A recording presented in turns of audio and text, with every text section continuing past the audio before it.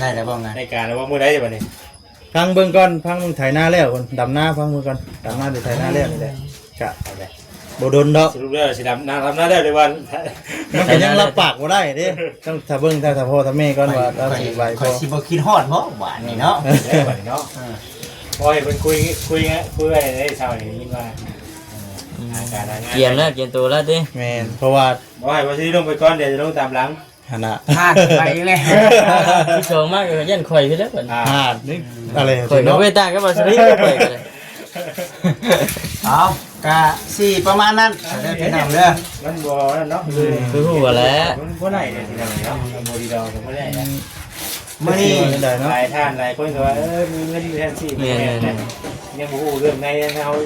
ซื่อ ไปกันอยู่แล้วดิ อยู่ที่แหละ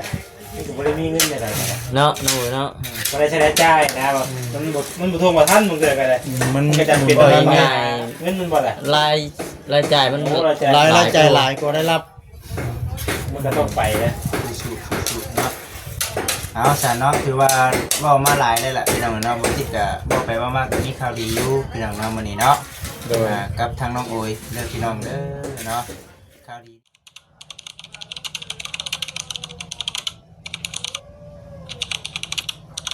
ในก็ตามแต่เนาะในเรื่องที่เรื่องทางนั่นแหละแต่เราเบิ่งเราชมไปน้ำกันพี่น้องเลยเนาะเราเบิ่งเราชมไปน้ำกันเพราะว่าตอนนี้ยังคือเก่าอยู่เพราะว่าน้องเพิ่นก็เว่าอยู่กันว่ามีทีมีทางเป็นของตัวเองก็ว่าบ่สร้างถ้าว่ามีเงินสำหรับส่วนเรื่องผู้กระตอบกับสิอยู่นะเนาะนึกหัวหน้ามาได้ก็ได้ อยากนะสมมติว่ามีทีตัวเองอยากไปอยู่ด้วยแหละเนาะเดี๋ยวตอนนี้ไปอยู่ด้วยกันจนอยู่ไม่ได้แล้ว มันยังบ่ทันได้เป็นที ข เขา อ เลย หมุนขออยู่ก้อนนี้เลยไอ้ฉลองไม้ไว้ฉลองนะไม้พอกไว้ก่อนนะท่านในบ้านเลยฉลองนะอยู่เนาะไม่เห็นให้ใครอยากและบัดว่าเห็นให้ใครใจจดใจจ่ออยู่ประชันนะเพราะว่าเพิ่นมาหมายพอกไว้ไปทางเลยมีแต่ว่าประชันรักหัวนี่แหละรักแลนประชันที่ดินที่ดอนน้องอุ้ยประชันหักโมเมนต์เต็มที่เนาะโมเมนต์เต็มร้อยเนาะยัง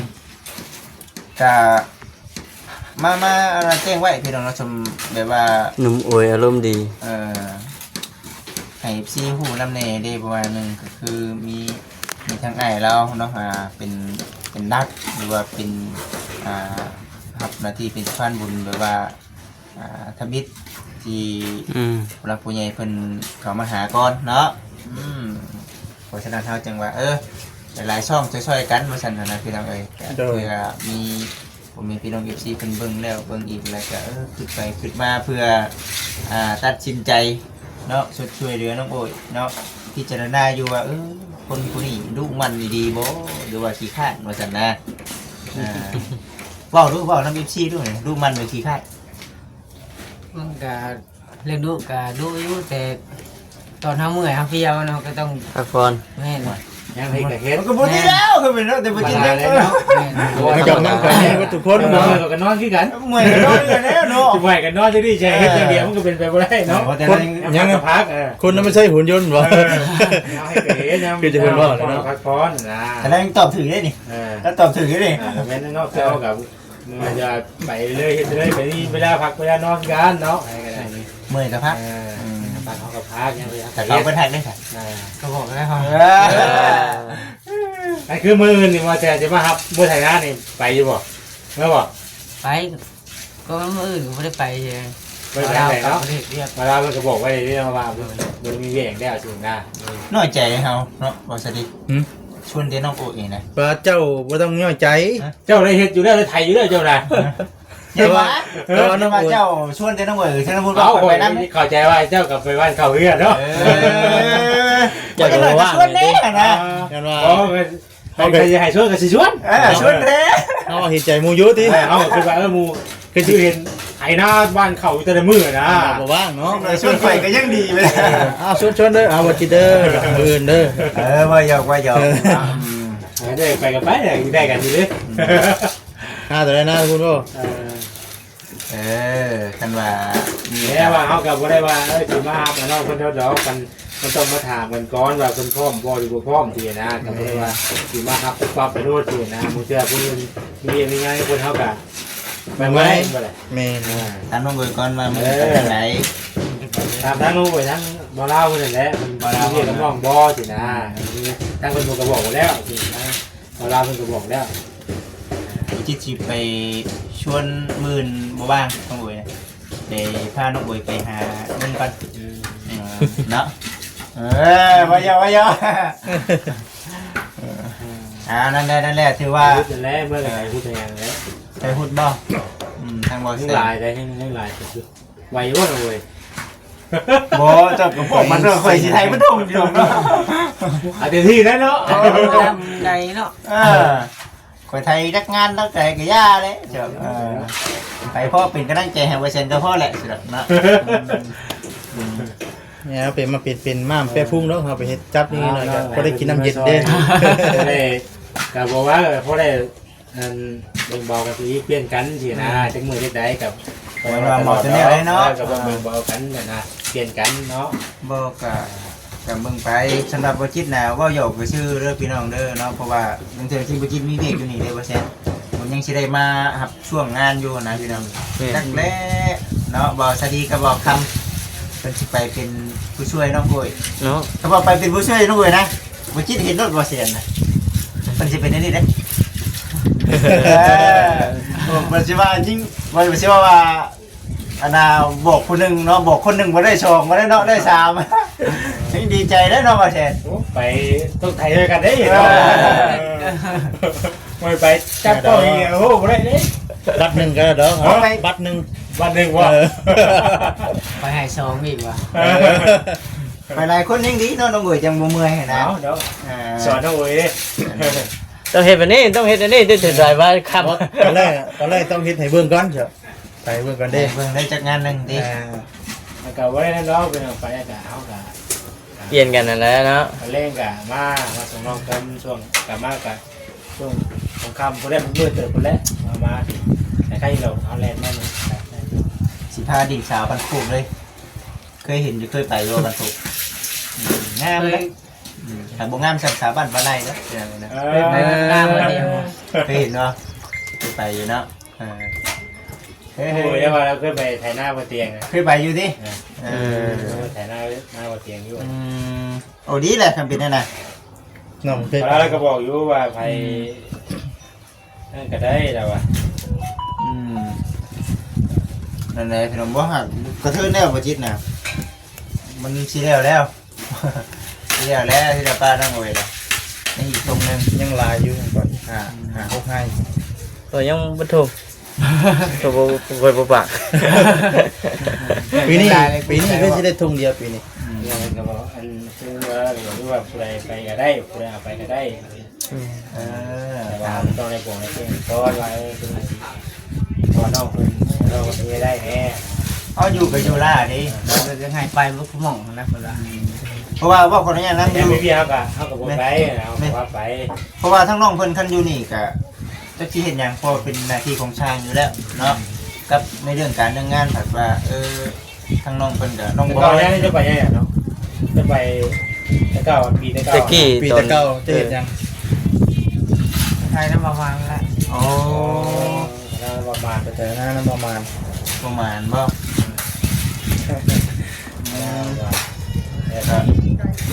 ตอนนี้เนาะใครกลัวอยู่ล่ะก็ซ่อมไว้แล้วพี่น้องเนาะซ่อมไว้คือมันนั่นแล้วเนาะมันเป็นแล้วเนาะ ได้ชื่อว่าซ่อมเลยเนาะ ได้ว่าซ่อมดีแหละพี่น้องเนาะคือเฮ็ดกับให้กับนาเนาะพอเฮาไปสู่เวียกสู่งานอยู่ทางอื่นแหละเฮาฮู้ว่ามันเมื่อยแต่ว่ามันต้องอดนะยังก็ต้องอดนั่นแหละพี่น้องเนาะคันบ่มีความอดทนมันก็บ่ได้เนาะมันก็บ่แล้วพี่น้องต่อไปในอนาคตเนาะมันก็ยังสิสร้างครอบสร้างครัวอยู่เนาะ เอาลูกเอาเมียก็เฮียนยังสิได้เฮียนใหม่อีกเนาะ แม่น บัดไปเห็นหน้าเท่าแล้วก็ลืมเบิดสิกินหยังบ่เป็นเพิ่นแล้วบัด ว่า ทราบบ่คำล็อกที่ ตอนนี้เฮือนน่ะเฮ็ดหยังเป็นเบิดพอไปเอาลูกเอาเมียไปอยู่นำบ่เฒ่าไม่เฒ่าได้บัดลืมซะ เข้าใจครับผู้เฒ่าบอกว่า จากเรื่องการบ่คำบ่ เป็นจังกะตัวเดียว เป็นยังบ่ถึงดิ เป็นยังกูถึกลืม ว่า ว่า ตัวแต่บ่ค่ำเลยว่าจะดีเพื่อน เห็นบ่ว่าเป็นผู้เป็น จะ ว่าไป อย่าเลยอันนี้ก็น้องเพิ่น น้อง เป็ เพิ่ น นในอนาคตแหละ เป็นไว้ก็ดีเนาะ เป็นไว้เดี๋ยวจะว่าโอ้ยใหญ่ซื่อเนาะไทยหน้าก็บ่เป็นว่าซั่นน่ะนะ อย่าว่าฉันได้บ่ตามบ่ชดีเด้ มีบ่ซั่นเนาะแถวนี้ก็มีเนาะสร้างเป็นว่า แต่ ซั่น หน้าบ่ ว่า ได้ เรา เป็น คือว่าเห็นไทยอยู่กัน ตะกี้ ตะกี้เหรอ ที่เราไทยเป็นอยู่กัน ถามว่าเป็นก็เป็นปีนี้แหละ ถ่ายก็เป็นที่นี่ เห็น ญาติถ่ายรูปมันง่ายป่ะ อย่าดูถ่ายตีดมีง่าย ปีนี้ได้ยินข่าวว่าสิบ่ได้ดำหน้าเลยปีนี้เนาะ ใช่ ว่าสิไปป้าได้ว่าจะดีนะ แม่น บ่ นะ ดีสิลำลา เช้านี่มื้อเช้านี่เห็น เนาะสวัสดีเด้อ มื้อเช้านี่เห็นมันคุยหางานเพิ่นอยู่ โอ้ยเนาะ เศรษฐกิจเด้ ว่าสิลงไทยนะ ว่า สิคิดบ่ สิบ่ได้เห็นว่าจะดีเลย สิลงไทยบ้านเลย ไปไทยบ้านเลย ให้ใจก็บ่อยากให้ไปเลยพี่น้องเนาะแต่ว่า แต่ว่าเฮาก็เรื่องภาระเด้เฮาก็ลูกสองในวันนี้ลูกก็ใหญ่ได้ผู้หนึงสิเข้าโรงเรียนได้ น้ำบ่ทันบัดนี้ หาเงินน้ำหมุนน้ำบ่ทันลูกก็สิเข้าโรงเรียนบ่มีเงินส่งโรงเรียนนะ คือกันแล้ว มันต้องได้ไปหาเงินเพื่อว่าได้ต้องไปหาเงินในทางถามงานไว้แล้วเมื่อเช้านี่ ได้แล้วบ่ไง ในการว่ามื้อใดบัดนี้ พังเบิ่งก่อนพังมึงไถนาแล้วคนดำนาพังมือก่อนดำนาหรือไถนาแล้วนี่แหละกะบ่โดนดอก สรุปแล้วสิดำน้ำได้เลยว่า มันก็ยังรับปากบ่ได้เด้ต้องถ้าเบิ่งถ้าพ่อถ้าแม่ก่อนว่าเราสิไหว ข่อย บ่ สิบ่คิดฮอดบ่หวานนี่เนาะ บัดนี้เนาะพอเห็นเพิ่นคุยอะไรได้เช้านี่ยินว่าการงาน เกียมแล้วเกียมตัวแล้วดิ แม่นเพราะว่า บ่ให้ว่าสิลงไปก่อนเดี๋ยวจะลงตามหลัง หั่นน่ะ พลาดไปเลย ที่ชงมากเลยยันข่อยคือแล้วบัด หาดนี่อะไร ข่อยก็ เนาะ เวตาก็บ่สิข่อยก็เลย เอากะสิประมาณนั้นเด้อพี่น้องเด้อ มันบ่นั่นเนาะ คือฮู้ว่าแล้ว มันบ่ได้เนี่ยสิเนาะบ่ดีดอกบ่ได้นะ มื้อนี้ ได้เนาะ หลายท่านหลายคนก็ว่ามีเงินอยู่แทนสิยังบ่ฮู้เรื่องในเฮาซื่อ ไปกันอยู่แล้วติ อยู่ที่แหละ